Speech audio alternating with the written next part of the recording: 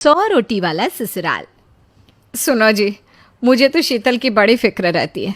उसका ध्यान तो बस घर के बाहर दोस्तों के साथ घूमने फिरने में ही रहता है। उसे कुछ बोलो तो एक नहीं सुनती। मैं तो कहती हूँ इसकी जल्दी शादी वादी करवा दो, वरना लड़की हाथ से निकल जाएगी। तुमसे ज़्यादा चिंता है मुझे शीतल की शादी की। कल ही वो रामपुर वाले मौसा जी को फ़ोन भी किया था। बता रहे थे एक लड़का है नज़र में। उनका अपना घर है और लड़का भी अच्छा है। अरे तो फिर बस बात चलाओ ना, एक बार देखे तो सही लड़का और घर बार कैसा है। कौन से लड़की की बात चल रही है यहाँ?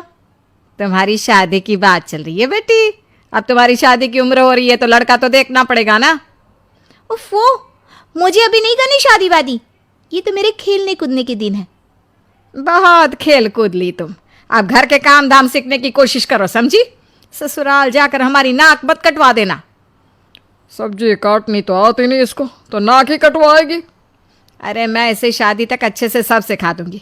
आप तो बस उस लड़के से इसकी शादी के बाद चलवाओ। कुछ दिनों बाद कुणाल और उसकी माँ शीतल को देखने घर आते हैं। कुणाल दिखने में बड़ा ही स्मार्ट होता है। शीतल तो उसे देखती ही रह जाती है। देखो जी, हमारी कोई डिमांड तो है नहीं, बस हम चाहते हैं कि लड़की घरेलू हो, घर के सारे कामकाज संभाल ले। अब आपके परिवार में तो बस 3 ही लोग हैं, पर हमारा तो खूब भरा पूरा परिवार है। बाकी हमें लड़की के घूमने फिरने दोस्तों से मिलने से कोई दिक्कत नहीं है। घर का काम करने के बाद जो चाहे सो करे। अरे वाह, ये तो इतने बढ़िया लोग हैं। लड़का भी इतना स्मार्ट है और ऊपर से इन्हें मेरे घूमने फिरने से भी कोई दिक्कत नहीं है। हे भगवान, तूने तो बिना मांगे ही मुझे सब दे दिया। बताओ जी, और क्या चाहिए हमें? हमारी तरफ से तो रिश्ता पक्का है जी। बस फिर तो हंसी खुशी शीतल और कुणाल की शादी हो जाती है। शीतल मन ही मन बड़ी खुश होती है और उसी खुशी के साथ वो अपने ससुराल में कदम रखती है। आओ बहू, तुम्हारा अपने ससुराल में स्वागत है। ये मिलो अपने परिवार से। ये तुम्हारे ससुर जी, तुम्हारी ननद सुनीता और गीता, सुनीता के पति राजेश और उनके 2 बच्चे राजू और चिंटू। ये ना हमारे साथ यहीं रहते हैं। ये तुम्हारी दादी सास है और बाकी लोग अभी बाहर गए हुए हैं।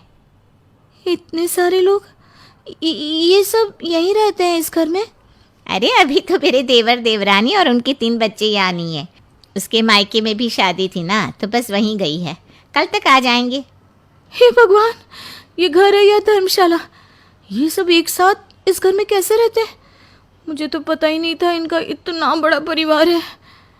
अब समझी कि कोई डिमांड क्यों नहीं की इन्होंने। ये सब चाल चले मेरे साथ। अरे बहू, खड़े खड़े क्या सोच रही हो? चलो अपने कमरे में जाकर आराम करो। जी माँ जी। अगले दिन शीतल का ससुराल में पहला दिन होता है। शीतल रसोई में जाकर सबके लिए खीर बनाने लगती है। तभी उसके ननद सुनीता आती है। अरे वाह भाभी, आज क्या बना रही हो? बस दीदी, आज वो पहली रसोई है ना, तो खीर बना रही थी। अरे भाभी, ये खीर वीर रहने दो। घर में 4 लोगों को शुगर है और कुछ लोग मीठा ही नहीं खाते। आप ना सीधा खाना ही बना दो। क्या फ़र्क पड़ता है, मीठा बने या नमकीन? बस बहू के हाथ की पहली रसोई होनी चाहिए ना। जी दीदी, तो फिर मैं खाना ही बना देती हूँ।